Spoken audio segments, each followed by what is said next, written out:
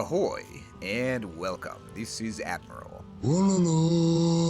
covering an obvious improvement from the recent patch, as well as an overview of some lesser-known reworks of custom Ensemble Studios maps that can now appear in the ranked pool. Let's check it out.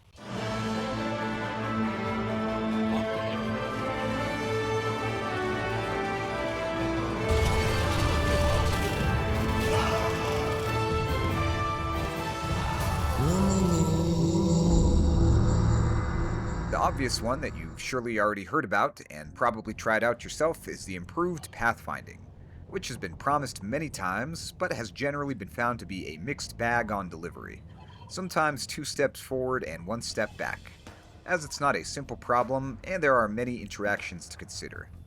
But the new patch genuinely feels like a breakthrough here, and the devs themselves have documented the improved behaviors in an unusually well-communicated example of how to appropriately address player concerns.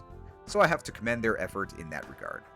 As for myself, it definitely feels a lot smoother in the limited cases I've tested, although I have seen others mention possible regressions or new bugs, such as units getting stuck, or even that the pathing felt better in the preview than in the actual update.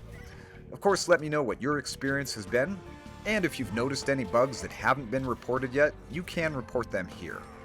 Well, it's still too early to definitively proclaim that the long-awaited Pathians have finally and permanently found their way to AoE 2. This at least makes it feel like they're truly on their way. Next up, we have some maps that many may not be familiar with, although they were actually added back in the day with the Conquerors expansion, and were long part of AoE 2's secret menu of special random maps. I'm not talking about the entirely new maps like Mirkwood or Aquarena, but this list here, featuring some oddball but flavorful maps like Dingoes, Capricious, and Sherwood Forest, which for a specific reason we'll get to, is probably the wildest of the bunch. I'll breeze through most of these, with some extra commentary on a few of them. Generally, these maps have been updated with new terrains and some of the new flora and fauna, on top of other changes to layout and resource generation. Starting off with Canals, it's a pretty straightforward map that just has a water channel leading from each player's town center to the center, where there are now oysters. Capricious was one of my favorite maps back in ancient times, as I've always enjoyed the wilder maps with diverse topography and landmasses, and this was almost like an OG version of Mega Random Light in terms of land and resource generation, although not in terms of possibly generating extra units or buildings for players. They've actually changed the map layout considerably and streamlined it such that it invariably has 4 lakes, usually somewhat offset from the corners, although it's distinguished from the actual 4 lakes map by having more cliffs and elevation and far fewer fish in the lakes. I like the new Capricious map quite a bit, although it's lost the varied continental form, random bodies of water, and sometimes absurdly bountiful resource generations that were defining characteristics of the original, and that made it so, well, capricious. So it feels like it should have been a new map rather than a replacement. And, plot twist, it actually is. The original map is still there for fans of classic capriciousness, as is the case for all of the reimagined Ensemble Studios maps, which I appreciate. And I frankly think that this type of variant design should be the norm for other maps, rather than making a series of major changes to fan-favorite maps that effectively replaced the old versions, as has arguably been the case for Arabia, Black Forest, and some others. But alas, there's often a major discrepancy between what makes a map perfectly balanced for ranked multiplayer, and what makes it flavorful and interesting for single-player, free-for-alls, or other multiplayer games where balance is less of a concern. But I appreciate that they've at least respected that distinction here by keeping the old Ensemble Studios maps around, even if some of them are much less balanced. Next up is Dingoes, which is like Gold Rush, but without the gold. But there are still plenty of wolves in the middle, so you might have to settle for a Wolf Rush. It also has water partially separating the players, so you do have to go through the middle to get to them. Graveyards is a nice atmospheric map with skeletons, graves, wolves, gold, and relics in small clumps in the inner area, and is more balanced and less distracting than the original version, which features large lakes, ruins, and larger clumps of skeletons. Metropolis is a map for APM artistes, as you start with a trio of town centers and matching sets of villagers and scouts around a huge central lake.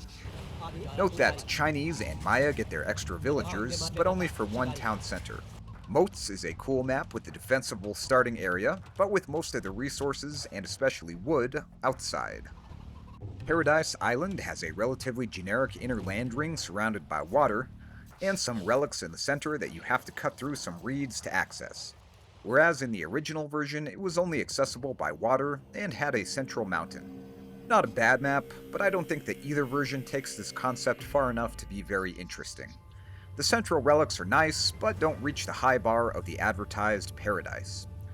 Many people will be familiar with pilgrims from T90's videos, and the idea is the same, although the starting islands are smaller and have fewer resources in the new version.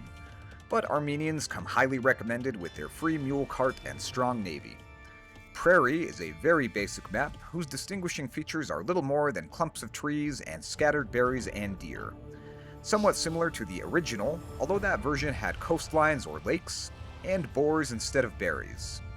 Next up is Seasons, a map where the players are divided by wide rivers with narrow crossings, and the environment represents one of the four seasons, and in a way that goes far beyond the merely cosmetic. Spring generations have the most berries at 10, standard herdables and hunt plus an extra boar, 2 foxes, and a moderate amount of fish.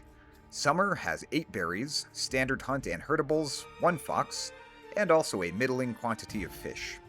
Autumn has only 5 berries, standard herdables, is 1 boar short of standard hunt but has 3 foxes, and around 35% or more fish than spring or summer.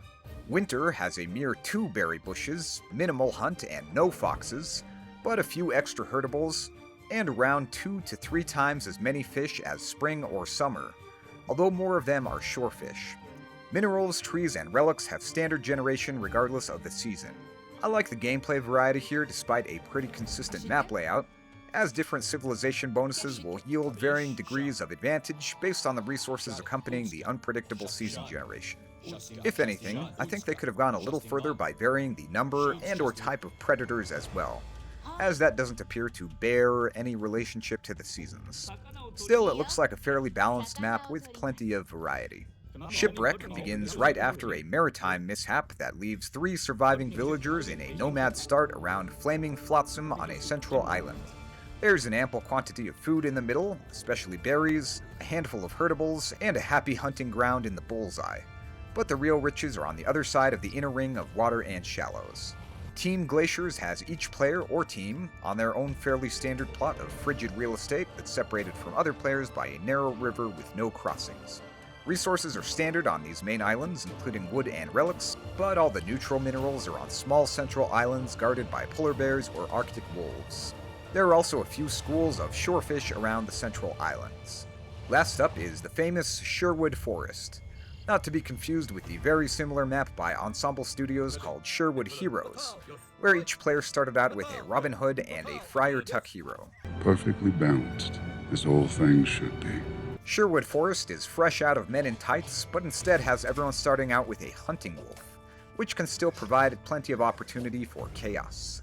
The other notable aspects of Sherwood Forest are the scattered trees, making for a walkable forest, and making lumber camps become inefficient faster than usual.